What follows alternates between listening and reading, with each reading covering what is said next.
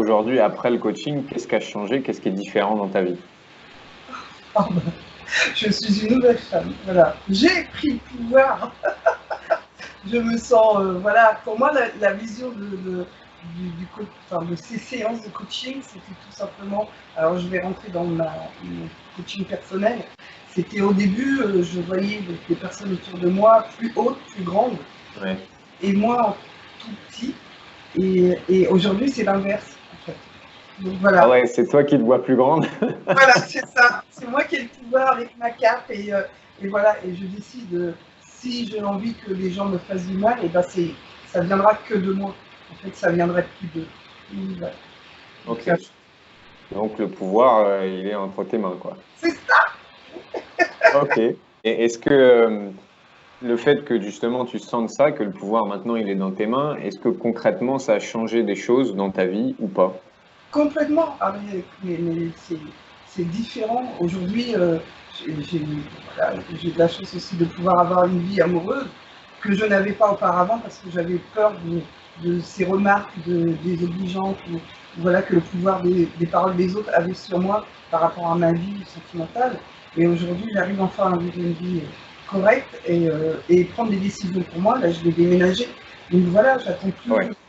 Oui, j'ai beaucoup de choses, voilà, je fais partie d'événements où je me mets à nu en fait devant les gens à présenter des choses que j'avais un peu peur encore de la remarque des autres. Et effectivement, il y a énormément de choses. Je m'habille différemment, je me plais maintenant, je m'aime. Voilà, je m'aime. Ok. Comment tu as vécu, toi, le travail qu'on a fait ensemble? Alors tout d'abord, surprise.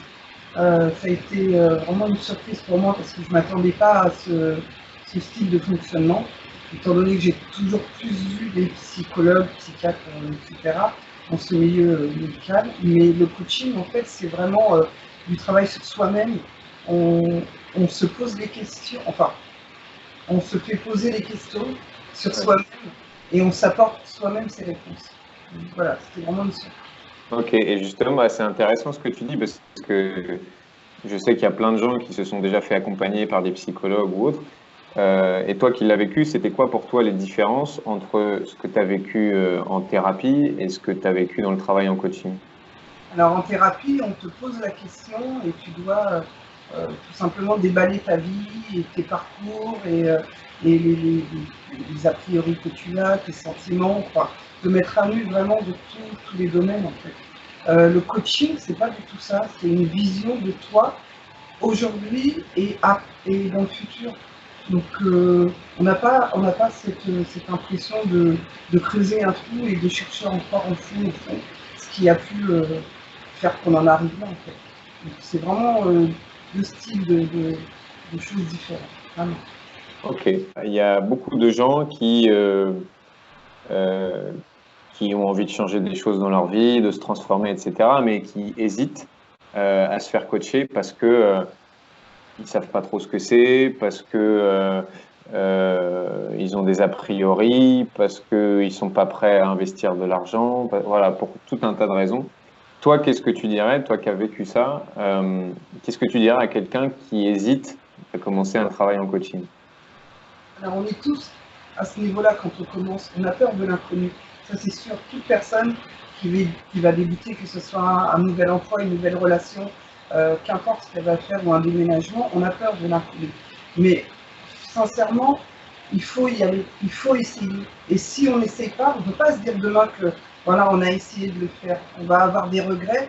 Et je pense qu'aujourd'hui, dans notre vie, moi je prends un certain âge et je me dis j'ai plus envie d'avoir des regrets. Est-ce que tu as un dernier mot à rajouter avant que qu'on arrête la vidéo? Alors moi, je voulais dire voilà, aux prochaines personnes, surtout aux femmes, voilà, surtout aux femmes qui hésitent à se retrouver en face d'un homme. Parce que c'est aussi compliqué de se dire on se dévoile en tant que Hmm. femme, on va dire d'un certain âge, qui a déjà vécu sa vie, en face d'un jeune homme. Parce qu'il va peut-être pas forcément comprendre, il va peut-être pas forcément cerner. Et ben c'est tout le contraire.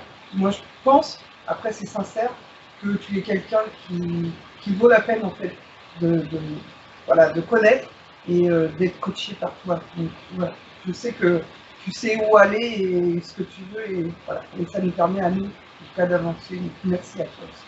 Ouais, écoute, c'était un plaisir, Chantal. Merci beaucoup pour ton témoignage.